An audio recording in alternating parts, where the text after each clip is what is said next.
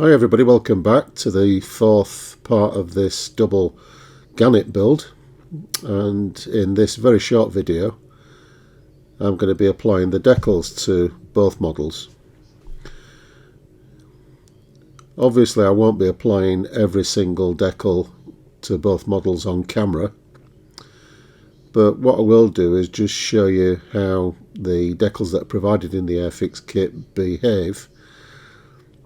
I've already made a start, as you can see. This is the extended wing version, and I wanted just to try them out so that I can work out how the decals are behaving and let you know.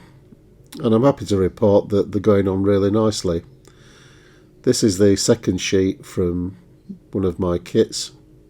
They're printed by Cartograph in Italy, I think, and they're really nice quality, very thin, but there is a downside to that, and I'll talk about that in a bit when we come to apply the decals in the first part of the video. And the decals that I'm going to be applying are these very large serial numbers which go on the underside of the wings on both sides, and they have to cope with a lot of surface detail. There are some plates, look like reinforcement plates I think, and lots of panel lines, panel detail as well. So it's important to get things snuggled down nicely, and the ones that I've done so far have done that. Now that they've dried, they've come out really nicely. They've gone down into all the detail, and I'm pretty happy with them. So it's nice to see that Airfix continue to provide really high quality decals in the kits, unlike other manufacturers. So what I'm going to do now is apply this equivalent serial number to this starboard wing, and it's one of the tougher decals to apply, as I said, because of all that detail that it's got to go over. This is my second sheet. One nice thing about these is that they also include the integral stencil data. So in this case we've got a sling point which goes right the way across the number 3 numeral here, and that just saves messing about aligning things up and putting stencil decals over the top of other decals, and obviously that cuts down on the amount of backing film that you've got on the model. Now on the Gannet we've got one serial number that goes upside down, if you like, and one that goes the right way up, and you've got to concentrate on doing that, because yesterday I put this one on and I managed to put it the wrong way up, but I just managed to recover it, and I'm fortunate that I've got 2 decal sheets, of course, which is why I like to start sometimes with the decals that I know I can replace. But obviously most people won't have 2 sets, so it's worth just taking a little bit of care when you're doing these things. Now from these I've learned that they do react pretty well to microset and microsol, so that's what I'm going to be using. I was cautious at first about the microsol because they really are very, very thin and fragile, and they turn over easily, so you've got to be really very careful. But they do work if you do take that care. So I'm going to get some warm water and apply this first one.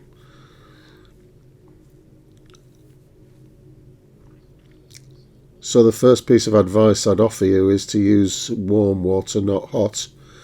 This is just warm to the touch, because if you use hot water they will wrinkle up. They're very delicate, as I said.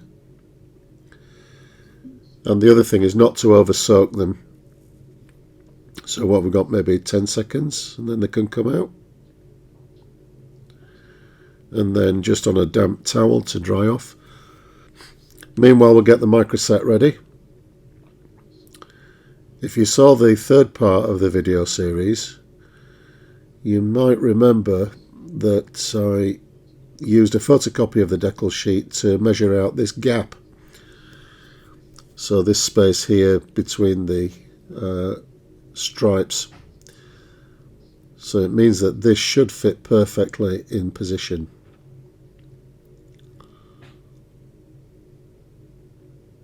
Slide it gently off the backing. You just have to be careful. You can see the stencil there at the bottom just turned over, so just gently ease it out. In this particular case it doesn't matter too much because that stencil's going over the black of the stripes, so it gets lost anyway.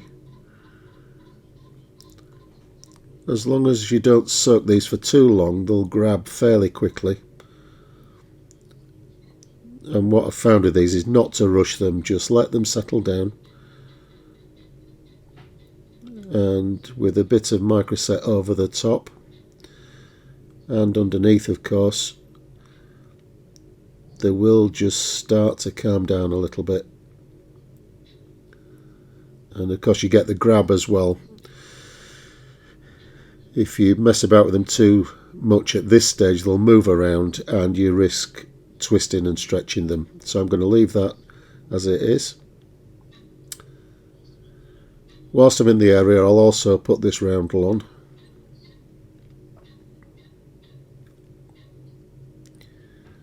And again, we've got some stencils integral to the roundels, which means that the position of the decal is fixed, because one of the stencils denotes an electrical panel which goes over one of the moulded panels on the wing.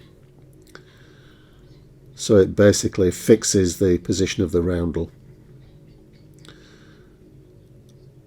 Doing a couple of decals in the same area reduces the temptation to fiddle around with this first one that I've put on. So we'll get on with the roundel whilst the serial numbers are just settling down. So gently off the paper again, and just position the decal so that the stencils are in the correct location. So we've just got the electrical stencil just over that cover. You can just see it underneath the decal film at this stage. Just gently dab it down, position it at the same time.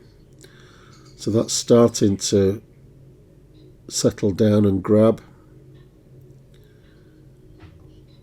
This doesn't have as much raised detail to cope with, so it's sitting down fairly quickly, unlike this serial number. That's also gripping and can start to smooth out some of the wrinkles and creases, some of the air bubbles. And what helps with that is just to puncture some of the holes for the rocket rails. You can see them 4 at the back, and there's 4 going over the decal itself. So just puncture through,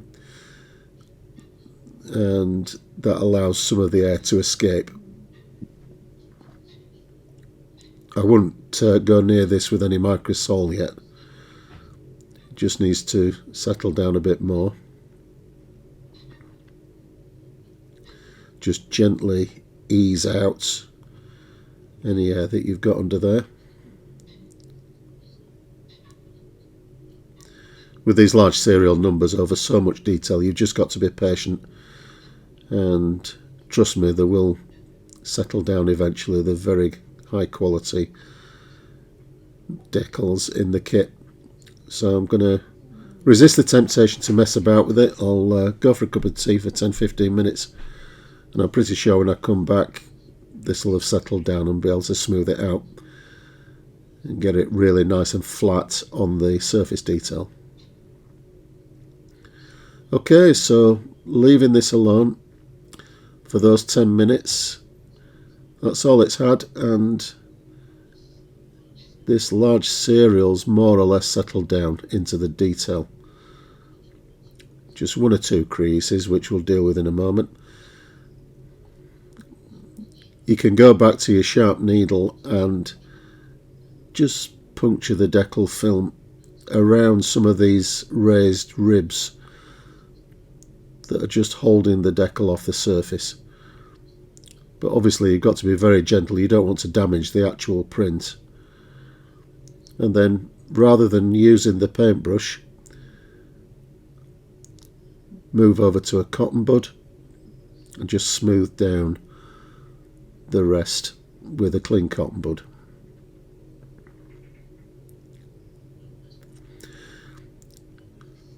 Now at this point, with the decal more or less settled and with the adhesive starting to take effect, you can now brush on some microsol.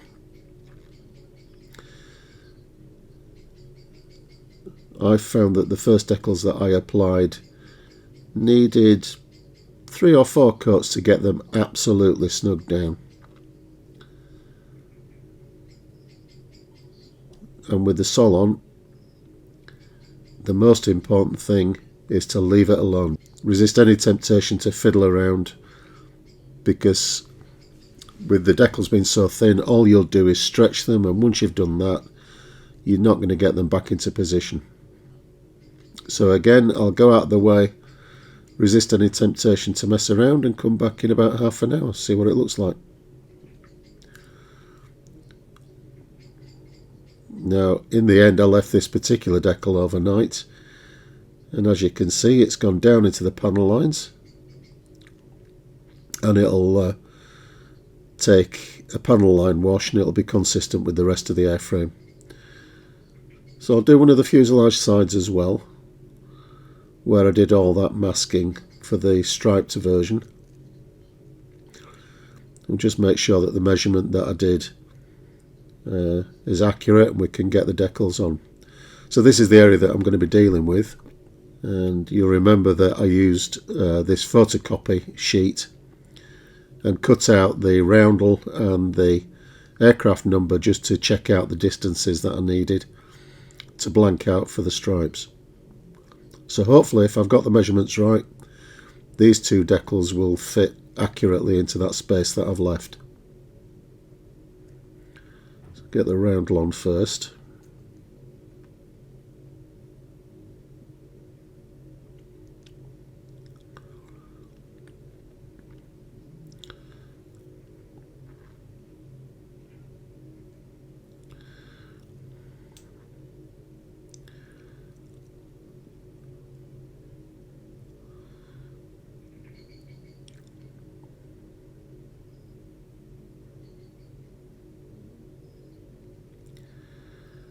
Those templates that I cut out have worked.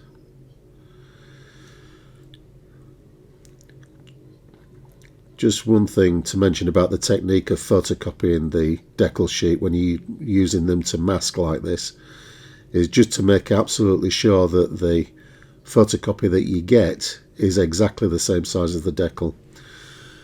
It might sound obvious to do 100% print, but sometimes it can vary by maybe 2-3%, something like that, which is tiny, but it's enough to affect the spacing when you're masking up. Another coat of set over the top.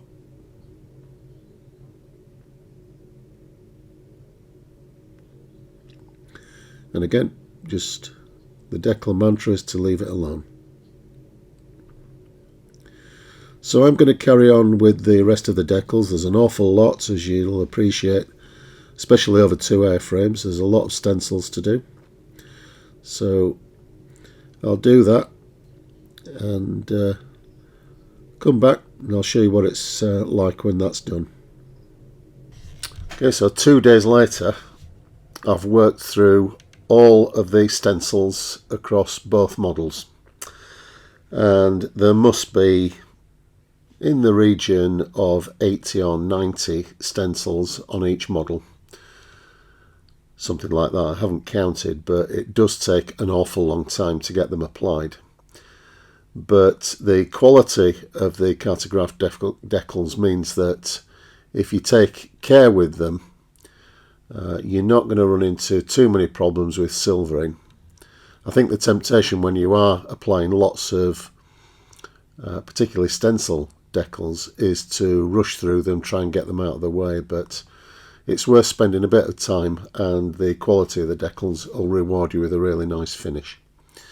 The other really impressive thing about them is that they're completely legible, and I will get some close-ups of some of these just so that you can see how accurate they are.